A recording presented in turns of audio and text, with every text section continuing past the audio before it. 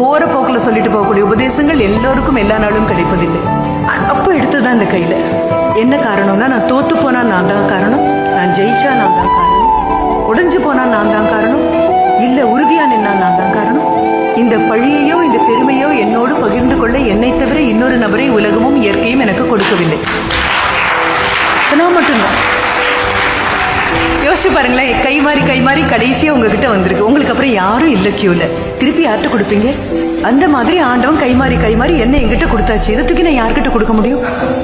யார்கிட்டையும் கொடுக்க முடியாது. சரி, எல்லாரையும் விட்டுட்டு கதவை அரைஞ்சு சாத்தி நீங்க படுத்தாலும் உங்களோட தானே நீங்க தூங்கி ஆகணும். வேற யாரும் இல்லையே கூட.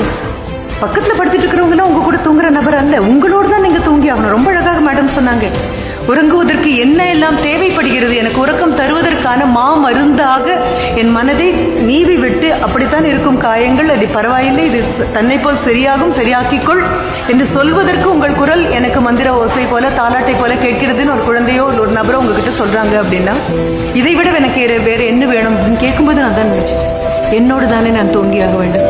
என்னை பிடிச்சி வெளியில தள்ளி என்னால கதவை சாத்த முடியும் அப்படின்னு சொன்னா எத்தனை தடவை நான் தூங்கியிருப்பேன். கும்பகரனுக்கு பக்கத்துல இருப்பேன். இல்ல, என்னோட நான் தூங்கணும் அப்படின்னா இறைச்சல் தலைக்குள்ள கேட்டுட்டே இருக்கும். வெளியில பார்த்தா மௌனமா இருக்கும். இந்த மௌன இறைச்சல் வரும்பொழுது இறைச்சலும் நான் தான் மௌனமும் தானா அப்படிங்கும் பொழுதும் நானே என் மூலதனமாக மாறிப்போகிறேன். I have nobody to give the credit, nor do I have anybody to discredit. நான் மட்டும்தான்.